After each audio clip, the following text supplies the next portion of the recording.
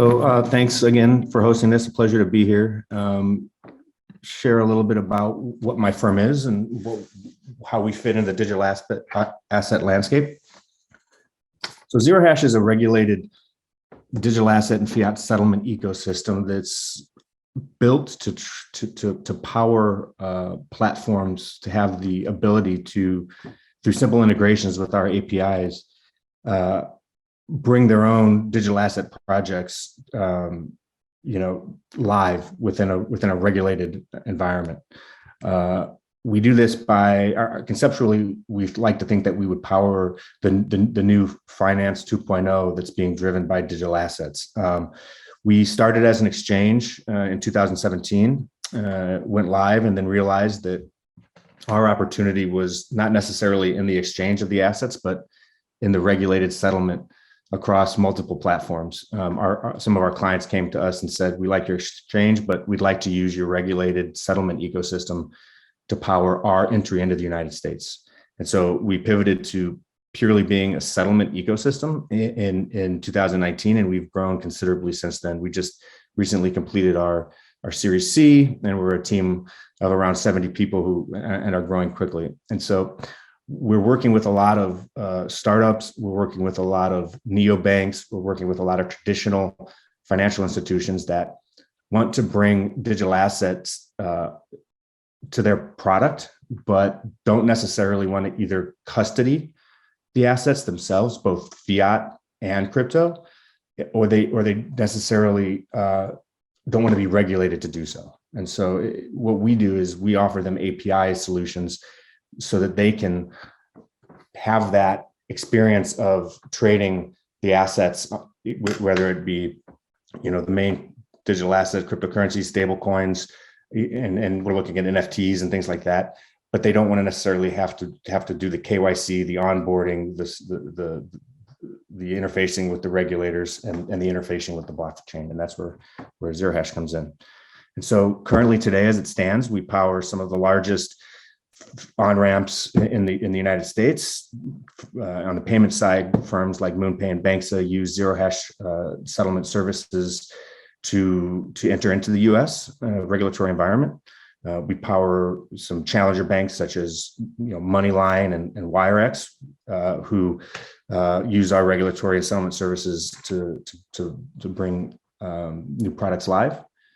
We also work with a lot of broker dealers, retail FX platforms who see the opportunity in trading and offering execution services within digital assets, but either don't want to invest in the technology of interacting with each blockchain or are unsure of the regulatory environment around settlement. And so, you may be a user of Zero Hash if you read the terms and services of some of these kind of applications, because ultimately, when you're onboarding with these platforms of ours, you're signing our agreement, and we're the ones that are actually, custodying the crypto, custodying the fiat, and settling the transactions, and then processing withdrawals that go out onto the blockchain. We've done up to 4% of all ETH on-chain transactions at times. A lot of the trading done in Ethereum is done on exchanges.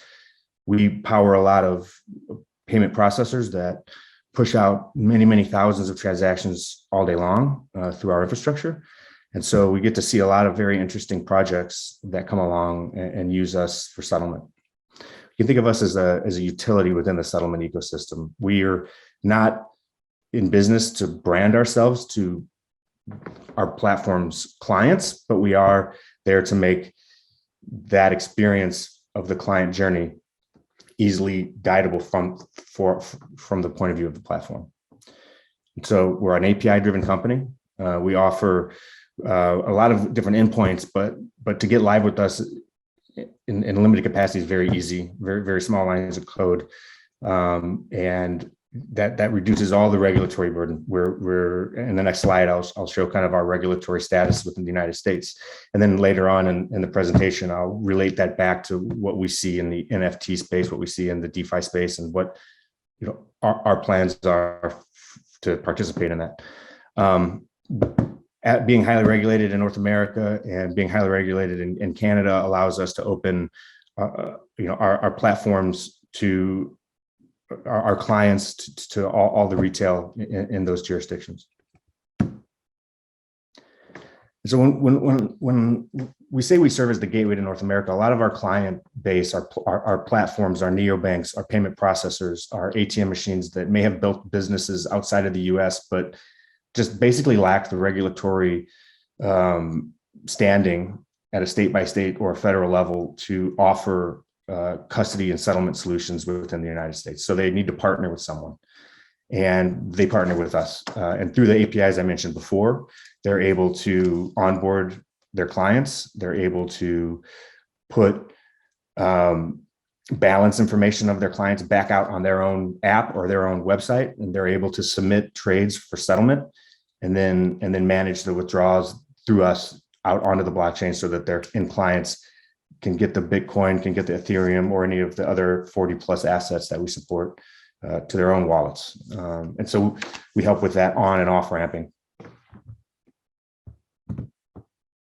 And again, through our technology and through our simple API endpoints, we offer our platform clients the ability to easily integrate with us. We reduce the time of market that it takes to build out such custody solutions and mechanisms to interact with different blockchains. And although we don't support all assets under the sun, being so highly regulated, we take a conservative approach really with what we list asset wise, but we're still quite ahead of most of the other regulated settlement platforms in terms of assets supported.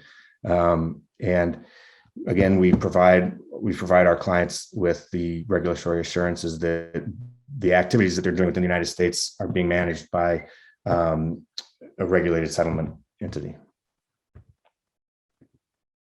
So we consider what is a platform on Zero Hash. A platform can be anybody who's working on an interesting digital asset related project that in the course of their work come across money transmission laws, right? It's not a regulated activity to trade an NFT, to buy or sell an NFT. It is regulated in the sense of platforms that look to host the buying and the selling and the matching of trading and the movement of the assets, right? In 49 out of the 50 states, New York being the exception, regulators look at the execution of a trade as not being a regulated activity. The settlement of the trade is the regulated activity. And that's if you're acting as that intermediary that are taking a buyer and a seller, collecting the assets, fiat, crypto, NFT, crypto, whatever, moving them on a ledger and allowing those people to transact anonymously. That's money transmission, and that's regulated. And that's the service that we provide for our platforms amongst their end clients. So they can buy, they can sell, they can deposit assets to us. On assets they hold with us, they're able to enter into yield generation through DeFi protocols that we power. They're able to submit withdrawals and even produce rewards. We have a rewards endpoint that allows a card processor to potentially offer, let's say, cash back in crypto. But they don't necessarily, again, they may be a traditional card company and they don't want to necessarily custody the crypto on their balance sheet. They would partner with us, pull the information from our API endpoints, and we process the rewards, the cash backs and things like that, and interact with the blockchain. So I just put together a couple of our current platforms to allow everybody to see kind of what we do. Tastyworks is a broker dealer that's out of Chicago, Illinois. They're an investor and a live platform on Zero Hash. If you were to go to Tastyworks and sign up to trade digital assets, you would be agreeing to Zero Hash terms and services, and the balances that you see within their platform are all being pulled from our infrastructure and our endpoints and presented back. And we allow Tastyworks to control that experience of the client, right? Again, we're not in the business to brand ourselves to our platform's clients. We're there to power an ecosystem and provide for efficient settlement. And when it comes to large broker dealers like this, right, we're not we're ledgering the movements and the buying and the selling of the trades. We're not moving things on chain unless there's a settlement event or a withdrawal request that comes in from the client. So we also reduce the amount of on-chain movements to just increase efficiency amongst our participants. Another platform that we support, you may have heard of, is Moneyline. They're launching a new series, a new suite of products in the United States that are crypto and digital asset backed. And through our partnership, we'll be working to power their sourcing of liquidity, their presentation of client balances, any rewards and awards that they want to give, and also ensuring the compliant AML KYC onboarding for regulatory purposes. And so how does this relate to like the NFT space or the DeFi space? Well, we take the approach that eventually there will be projects that are being worked on to either swap or trade NFTs in a way that could be interpreted by some regulatory bodies as money transmission.